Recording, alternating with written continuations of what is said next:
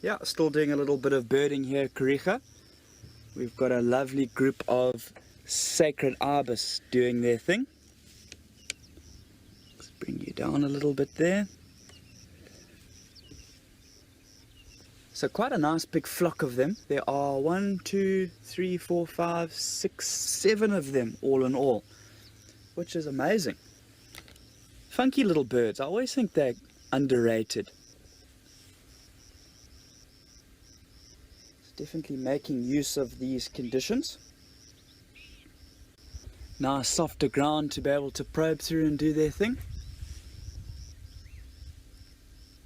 So this is the area I was talking about earlier that I had seen some spotted thicknies, or spotted dikop would be the old name. This is where I saw them here. They obviously are no longer here, but I am scanning all over the place, having a look to see if I can potentially get another view of them.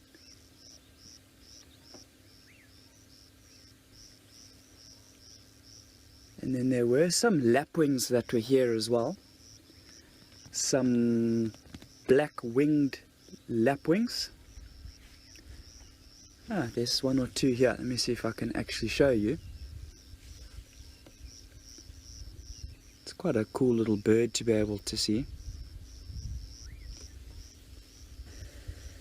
You can see we've still got our sacred ibis at the back. You can see in the foreground we've got these 2 little guys, which is very cool to see. This is not my first time to see a black-winged lapwing on or today, but since I've come to Kariga, this is a new bird for me, which is very, very cool. So remember, they do like these slightly more open areas. So the other bird you may confuse it with is a Senegal lapwing. So it's a little trickier to see from here, but if we see them moving, have a look at the color of the legs. You'll see the Black-winged lapwing, which is these guys, they do have pink legs, whereas our Senegal lapwing has the more sort of greyish coloured legs.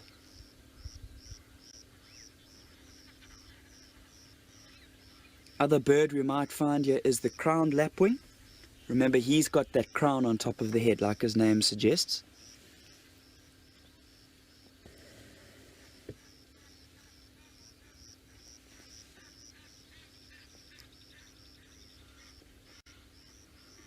Yeah, our lapwing not too keen to stick around with the ibis here.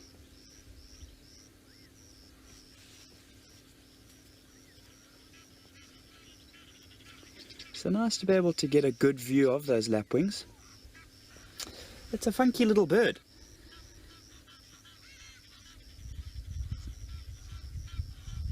Nice to be able to add a new species to my list.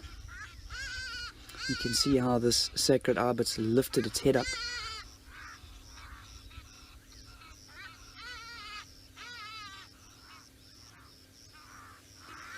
Vicky, why do most birds have thin legs?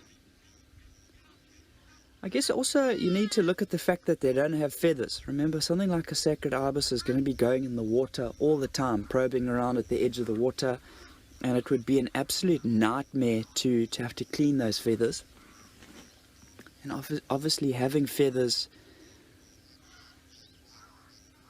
it makes them look plumpier, you know, the body a bit plumpier. If you had to take all those feathers off, it definitely wouldn't be as chunky as it looks right now.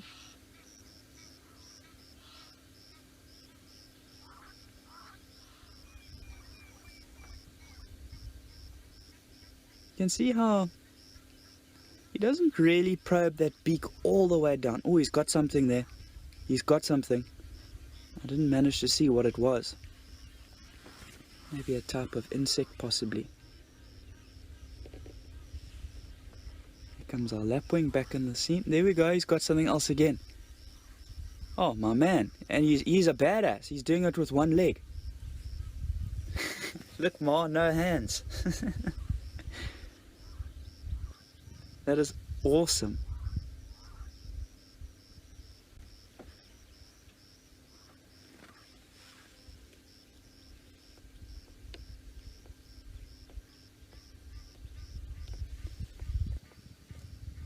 There's our lapwing, so we can see quite nicely now.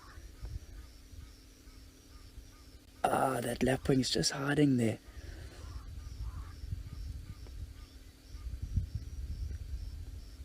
Yeah, there he comes. You see those little pink legs that we were talking about?